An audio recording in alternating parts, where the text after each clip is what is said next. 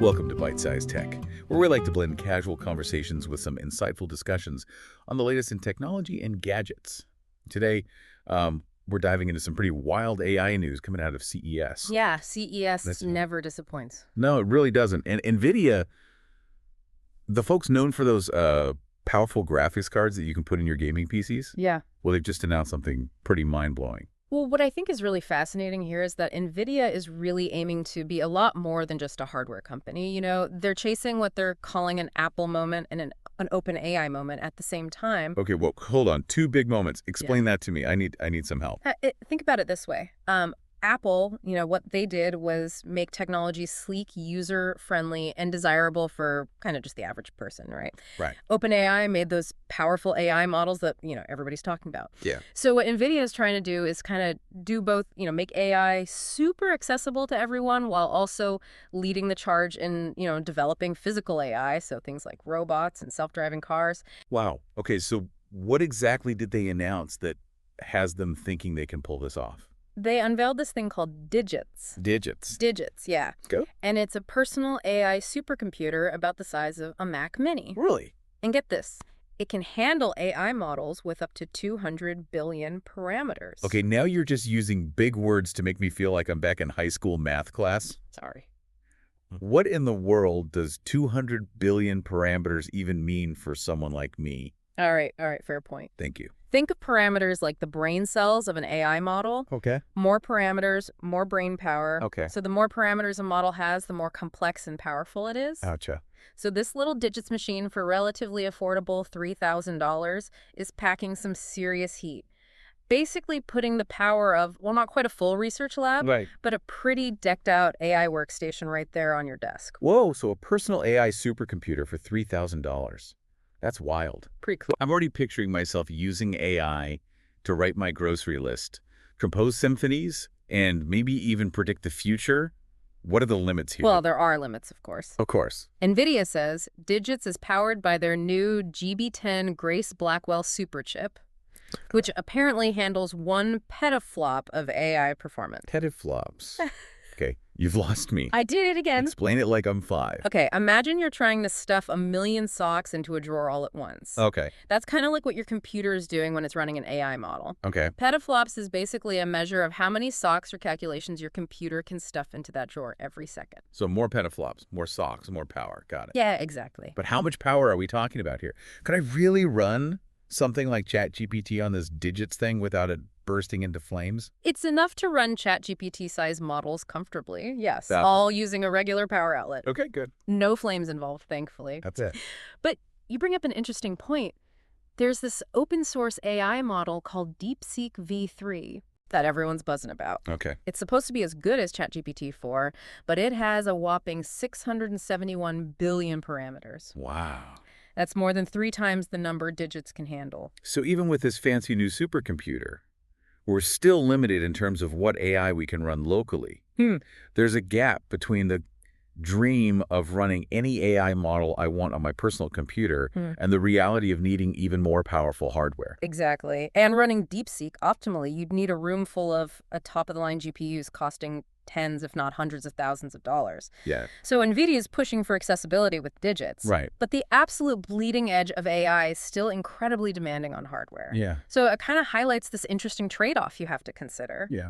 Do you want access to the absolute most powerful models, or do you prioritize affordability and convenience? That's a really good point. Yeah. So NVIDIA is trying to make AI more accessible, but the most powerful models are still out of reach for most people. This is getting pretty deep. But before we get too lost in the world of AI parameters and petaflops, let's take a quick detour and look at some other cool tech news from CES. NVIDIA's making waves, but they're not the only ones innovating. Speaking of cool new tech. I like where you're going with this. Yeah. Sometimes you need a little mental palate cleanser before diving back into the complexities of artificial intelligence. Right. So for all you gamers out there, LG just revealed a bendable gaming monitor. Oh, wow. It's the LG UltraGear GX9, boasting a 45-inch screen and 5K 2K resolution. Wow. Can you imagine the level of immersion with that thing? It's a prime example of how technology is constantly evolving to enhance our leisure and entertainment activities. Yeah. The fact that it can curve its body to a 900R curvature must be something to behold. And speaking of pushing boundaries, you won't believe this, but the organization Deep is working on an underwater habitat called Vanguard. They're aiming for a permanent human presence in the ocean by 2030. Really? Using advanced 3D printing to build these habitats. It's a good reminder that technological innovation isn't just about gadgets and software. Right. It's also about exploring new frontiers and pushing the boundaries of human achievement. Yeah. This could be a huge leap forward in ocean exploration and research. I know. Imagine the discoveries waiting to be made. Okay, ready for some tech world drama? Apparently, Microsoft is trying to use Bing to trick people into thinking they're on Google. Oh, really? If you search for Google on Bing, Sure. you get a page that looks suspiciously like the Google search interface. I guess imitation is the sincerest form of flattery, right? Well, that's one way to put it. It's a classic example of the rivalry between these tech giants. Yeah. And sometimes it leads to some rather amusing tactics. And last but not least, this one's relatable to anyone who's ever tried to buy a Dell laptop. Oh, yeah. Remember trying to figure out the difference between Inspiron, XPS Latitude, and Precision? Oh, my goodness, yeah. Yeah. Well, good news. Dell has decided to simplify its laptop and PC branding. Really? It's just Dell Pro, and Dell Pro Max now, Oh, okay. with various versions of each. You know, even Dell simplifying their branding ties back to our AI conversation. Oh, yeah. Maybe they're recognizing that as technology gets more complex, clear, and simple, branding becomes even more important, especially if AI starts playing a bigger role in our everyday lives. Right. We need things to be easy to understand. That's a great point. Eh. Okay, before we wrap things up for part one of our deep dive, let's bring it back to AI. If you had access to a personal AI supercomputer like NVIDIA's Digits, what would you use it for? That's a great question. There are so many possibilities. I think I'd be most interested in exploring its potential for creative applications like generating music or art. What about you? I'm with you on that. Having an AI partner in the creative process is incredibly intriguing. But I'd also be curious to see how it could be used to solve real-world problems, like analyzing data to improve healthcare or develop sustainable energy solutions. The possibilities are pretty much endless. It really does feel like we're on the cusp of a major technological shift, doesn't it? Yeah. How we navigate this shift both individually and as a society will shape the future in some pretty profound ways. I couldn't agree more. Welcome back to Byte-Sized Tech, where we're picking up our conversation about the, rapidly evolving world of AI. It's really incredible how quickly things are changing in this field. I know, right? It feels like every day there's some new breakthrough or development that has everyone buzzing. Just a few years ago, the idea of having AI-powered supercomputers in our homes seemed like something straight out of science fiction. Yeah. And now it's becoming a reality. Yeah, it really makes you think about what the future holds, doesn't it? And that's precisely why it's so important to have these conversations as we kind of embrace all the potential of AI. We also need to be, mindful of the potential pitfalls. Yeah, for sure. And, one of the things I've been seeing in the news lately is this whole issue of AI hallucinations. Oh, yeah. There have been some pretty crazy stories about AI models confidently spouting off false information. It's almost like they're just making things up as they go along. Yeah, AI hallucinations are definitely a concern, and it kind of highlights the importance of responsible AI development. I guess you can think of it like an AI having a vivid dream that it believes is real. So it's like the AI is telling these tall tales, Yeah. but it actually believes its own stories. Exactly. And obviously that can be problematic if we're relying on AI for important things like medical diagnoses or, financial decisions. It's like getting advice from a friend who's prone to exaggerating. You Right. can't always take everything they say at face value. So how do we prevent AI from going down these rabbit holes of misinformation? Well, researchers are working on ways to mitigate these hallucinations and, improve the reliability of these AI systems.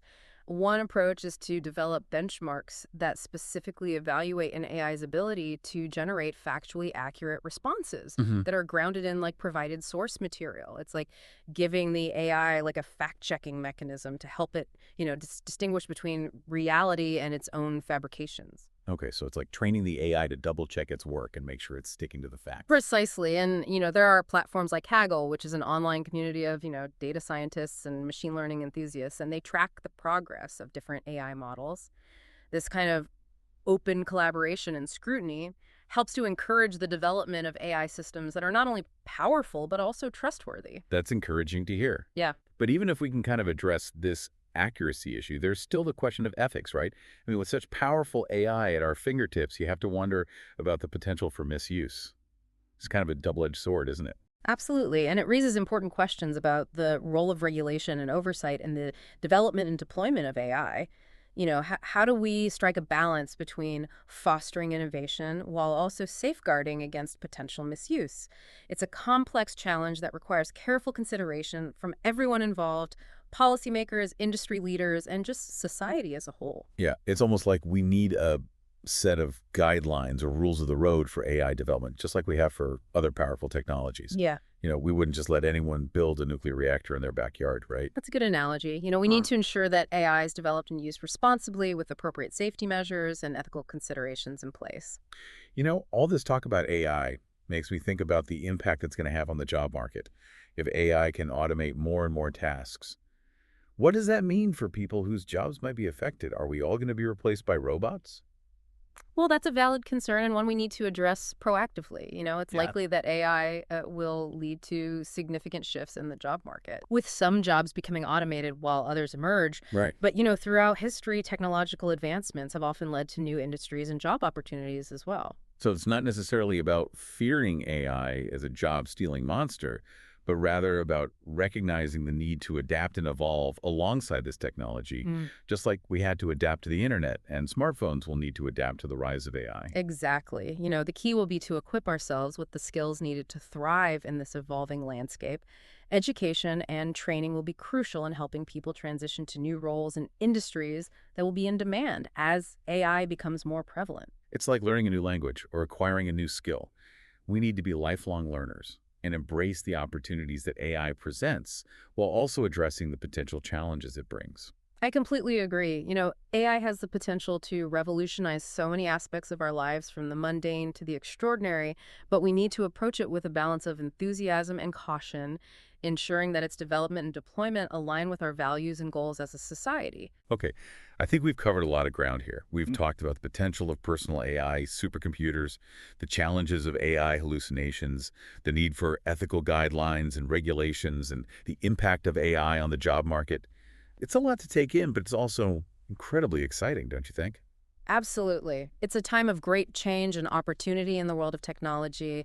And as we continue to explore the potential of AI, it's essential to have these open and honest conversations about the future we want to create. Well said. Stay tuned for part 3 of our Bite-Sized Tech Deep Dive, where we'll continue to explore the latest tech trends and the thought-provoking questions they raise. Welcome back to Bite-Sized Tech. We've been exploring this really exciting and sometimes mind-boggling world of AI, from these personal supercomputers to the potential impacts on jobs. Yeah, it's been quite a journey. It really has. We've covered so much. But before we wrap things up, I wanted to touch on something that you had mentioned earlier. You talked about how AI research is such a dynamic field and how there are always new breakthroughs on the horizon. So what are some of the things that you're excited about? What's coming up that's got you really interested?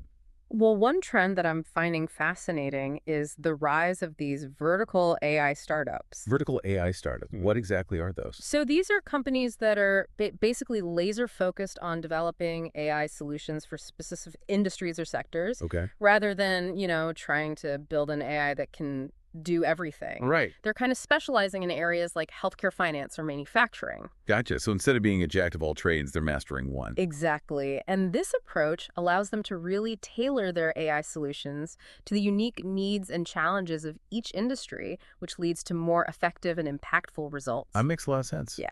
I mean, healthcare and finance are so different. It seems like an AI that's great at diagnosing diseases might not be so hot at managing investments. No, you got it.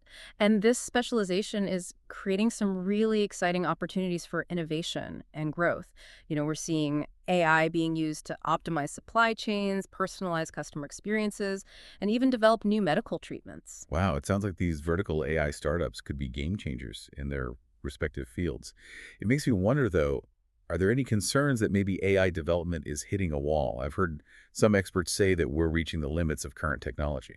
Yeah, that's a valid concern. While we've seen incredible progress in AI in recent years, there are some who believe that maybe the rate of improvement might be slowing down. Okay. And they kind of point to challenges in scaling AI models and the increasing costs of training these models. So it's like we built these amazing race cars, but now we're struggling to find a track big enough to let them run at full speed. That's a great way to put it. But it's important to remember that AI research is a constantly evolving field. New breakthroughs are always emerging. There might be alternative approaches or entirely new paradigms that we haven't even considered yet. So it's like we might not be able to make our current race cars go any faster, but someone might invent a whole new type of vehicle like a spaceship that can travel even further and faster. Exactly. Human ingenuity and innovation have a way of overcoming seemingly insurmountable obstacles, and while there may be challenges ahead for AI development, I'm optimistic about the possibility of future breakthroughs. It's an incredibly exciting time to be following this field. Well, on that optimistic note, I think it's time for us to wrap up our bite-sized tech deep dive.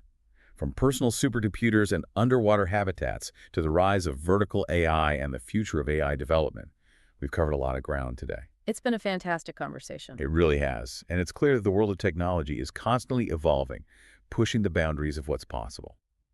If you enjoyed this deep dive into the world of tech, be sure to like, comment, and subscribe to Byte-Sized Tech for more fun and insightful discussions. And as always, thanks for tuning in.